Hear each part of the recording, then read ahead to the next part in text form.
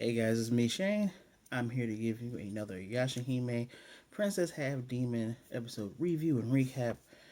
Today's episode is episode 11, The Curse of the Man-Eating Pawn. Happy holidays to you. Hence the hat. Let's get right into it. Now, if you remember last time, we were dealing with the King Koki and not Koki, it's Ginka and Kinka, the Gold and Silver Brothers, which was actually referenced in this. But give me a second here. We're zoomed in on Sasuna playing the violin, and Toa said she felt some kind of unity from her when they were dealing with the whole Ka tribe incident, saying that they didn't have to use words to understand one another, which is Toa seems very dramatic, but whatever. I get what she's getting at. Moroha is making pancakes. She took pancake mix and a anywhere fryer. Those things that I usually see those in Japanese videos where they're cooking outdoors. And she makes 3 really fluffy stacks of pancakes. Eats all 3 in one bite and starts choking. Needs water and sees a green pond in the distance. Excuse me. So she makes way. Toa said, "You can't. What do? You're gonna drink pond water?" And chases after her. She grabs her. When she pulls her down, she instantly swallows the pancakes and isn't choking anymore. And Toa is just saying, "You're going to get a stomachache if you drink stagnant pond water." At this point, when Moroha looks up, there's a bird flying around, a white bird, and all of a sudden, just the pond itself reaches up and eats this bird. There's Moroha saying, "Hey guys, the pond just ate a bird. This bird was swooping down." Sasuna goes, "Oh, you're playing around. This is annoying. I'm gonna leave." And of course, Toa, the ever following puppy, goes right behind her. Which you should get to the end when I give my opinions. You all have seen a demon tree, and the demon root had taken over the ancient tree, which also talks. So is it out of the realm of possibility of a pond eating a bird? Idiots. Anyway, let's see if I can get back on my notes. After our anime intro, we are greeted with our buddy Kohaku and his nephew, Hirisu. They say, "Hey, yeah, we're getting reports of a man-eating pond." Go figure. So when they says, "Yeah, people, dogs, birds get eaten," they're like, "Oh man, she was right. We should go ahead and go reinvestigate this pond. She really wasn't kidding around." Idiots. Anyway, the twins go back, and there's a young brother and sister. It's what's this? Hikomaru and Chio. And Chio's trying to stop her brother from going to the pond because he's like, I want revenge for what you did." Of course, Asuna goes in that she rushes without Toa really realizing what's happening, grabs the boy. It's like, it's dangerous to go there. The boy had let go of his sister and she fell face flat on the ground and got hurt. So, of course, Toa is like, "I'll carry you back to your village." She yells at him for letting go of his sister's hand, even though he knows that it's dangerous. He cries, blah, blah, blah, blah. Once they get to the village, these kids aren't alone. They have a grandmother. And it turns out, like anyone would suspect, their parents were eaten by the pond. Apparently, their father would play this Japanese instrument called the biwa. It looks vaguely like a violin, but they play it with just the fingers, and sometimes they have a little fan thing they play it with. And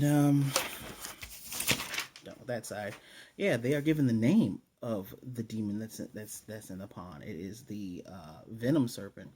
According to Kohaku, apparently though, the pond used to be completely clear. So something had taken root in there. Grandma says that the pond's always been muddy as long as she remembers, but I don't know if this is a translation error or if this is a speaking error. But when Toa brings up that it used to be crystal clear though, right? And Grandma goes, "Yeah." I'm like, "Oh, was the pond muddy, then became crystal clear, then became muddy again?" Probably what they're trying to convey. But a sage came and purified the pond, which made it clear like a mirror. Interesting analogy. And apparently he had planted herbs around and near the pond, so that if it ever got muddy and demon filled again, you can just purify it. Well, the kids can't get close to it because the venom serpent. And it's getting later, so Grandma says, "You guys might as well just stay." We have a cute moment where the kids are like, "Where you stay?" And then Toa asks, "Setsuna, can we stay?" She's like, "Why are you asking me?" Obviously, they're gonna stay. They stay and eat. The little girl notices Setsuna's violin case. Ask her, "What is it?" She says, "Well, it's an instrument. I'm not that good." After some gentle coercion, because the kids want to hear her play, the grandmother asks. Toa winks at her to play. She plays the one song that she knows, and the kids start crying, and it's because they're remembering their dad who used to play by the pond for them, and that's when he actually got eaten. We get a nice little moment where, in the middle of the night, Setsuna just sits right outside the hut, and Toa goes out and says, "Night must get really long for you, just waiting for the sun to come back up. I promise, we'll get that butterfly. I'm promising. I've been promising since episode 2 or 3. We'll get that butterfly for you." And she says, "I usually just sit like this and just wait for the sun to come up. It'll come up eventually. You should get some rest because we're going to slay that venom serpent." And of course, Toa tries to rest her head on her sister's lap. She does this really cool back sitting down. Suna back rolls and ends up dodging the whole instance. Says, don't talk to me like you know me. Whatever. This Tsundere stuff is whatever. I feel like this anime should have been made, I guess, in the later 2000, like 2008, 2009. But I digress.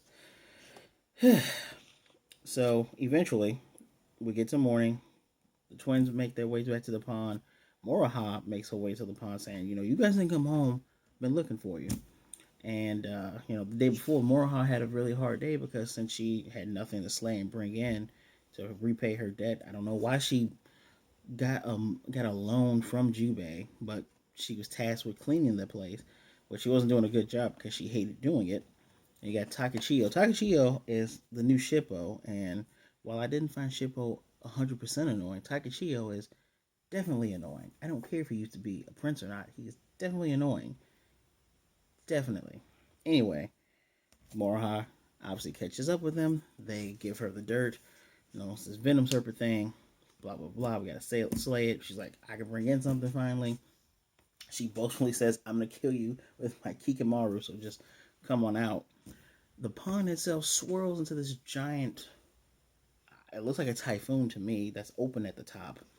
And when Moroha uses her Crimson Wave at it, it clashes with the Crimson Wave, breaks it with some demon mist. And as she's getting hit with this demon mist, she's getting weak, and another part of the pond just comes and just launches her away. Now, Setsuna tells Towa she needs to pay attention because Towa's like concerned. And then we get our glimpse of the Venom Serpent. That guy. Yes, that guy. I thought it was a female entity myself because of looks, but the voice was very, very male. And it's saying, "You're trying to hurt the pond. I'm going to stop you," which is weird until we get to the next part. So it uses a mist. The mist is hurting Setsuna, but not Toa. So Toa's able to battle this mist off, right? When suddenly, the pond seems to be alive itself and swirls around the venom serpent. And when Toa goes to, slash and block its attacks, the water that cascades on top of her weakens her, but it doesn't weaken Sutsuna. Well, Moroha is in a patch of herbs, and the itching stops because of the herbs. But Miyoga, I thought Miyoga might have sucked some of the poison out of her, but I guess that might not have been the case. And he explains that you don't have venom resistance because she's still weak. She's trying to move, but she can't. But apparently, Shishomaru's two daughters both have different kinds of poison resistance. Looks like Toa has poison mist resistance, and Setsuna has just straight venom resistance. So he's saying, that's Shishomaru's daughters for you. They're gonna have to work together in order to solve this problem. And then it turns out that the pond itself takes on a face, and it is called the demon. Oh God, it's called the demon dirty pond. It's a water demon, dirty pond demon, right? Apparently, it comes in, eats, drinks the pond, and becomes the pond itself, and just starts killing whatever's there. So the water, the evil demon pond, and the venom serpent have a symbiotic relationship because he's like, you're going to try to hurt the resident of the pond, and he's making his attacks towards the girls. So now they have to figure out how to combat these two demons that they have alternating resistances to. Once Sasuna sees the Biwa in the pond, because once the pond moves and becomes active, they see all these bones and skeletons. But Sasuna also sees the Biwa, remembers that the children told them about the herbs, tells Toa, "You take care of the serpent, I'll take care of the pond," and just makes a beeline towards Moroha.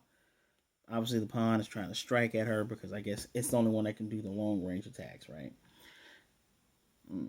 And she says, "Moroha, you better dodge this." And she does a rainbow pearl infused cyclone burst because that right eye of hers starts to glow.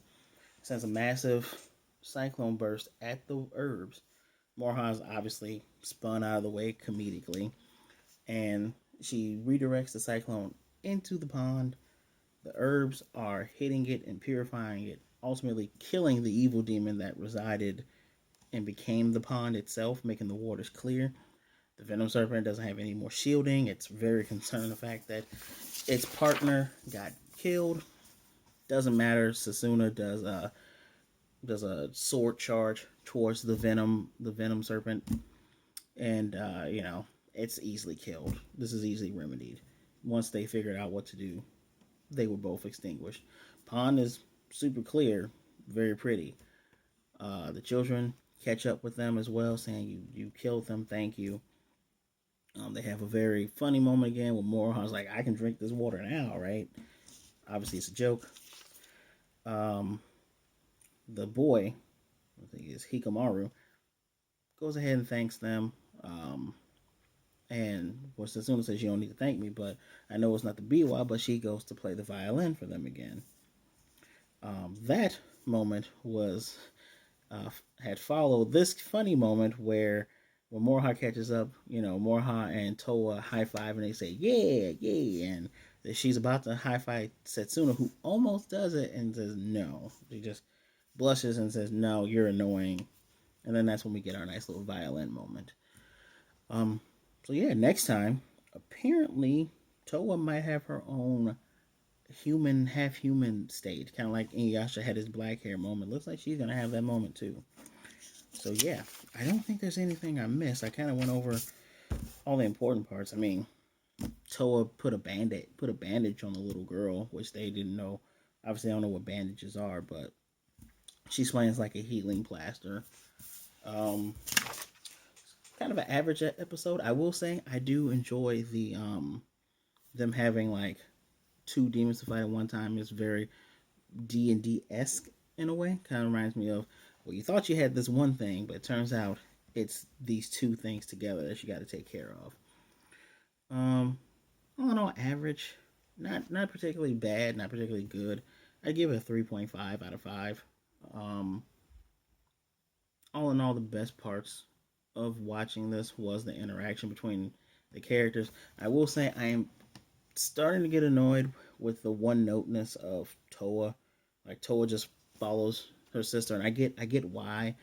That's getting annoying, and I get Sasuna as the tsundere part of her father Shishomaru, and seeing both of them together and actually just paying attention to it, it is obvious that their parents are Shishomaru and Ren, especially when they do the opening flashback showing everything that's happened.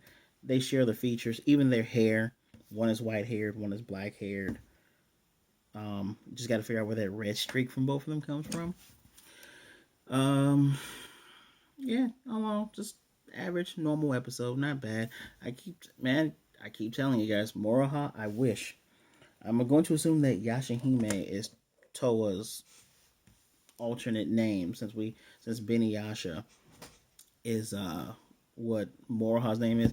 Really wish the show was about Moroha. She has so much charisma, so many funny parts that I can just.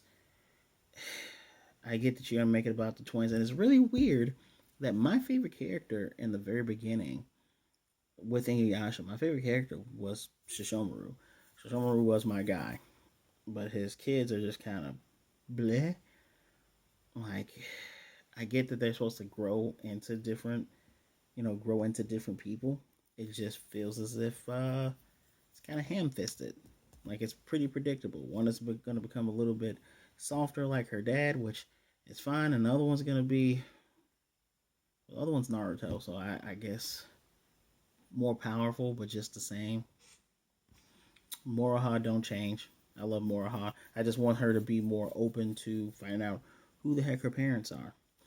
And I want her to be free of Jubei. I don't trust Jubei. I don't trust him at all. Still doesn't make sense on why she didn't stay with her. I guess Lady Kaede isn't a relative, but why she didn't stay in that village. So who knows? But I'm looking forward to seeing what happens. We're episode 11, so I'm going to assume that by episode 15, we're going to finally get some Dream Butterfly stuff. I know this next episode we're going to get to fighting one of Kanton's lackeys from the Four Perils, so let's see what happens. But yeah, let me know what you guys think down below in the comment section. Are you satisfied with this anime? Are you satisfied with this episode? Are you satisfied with the anime?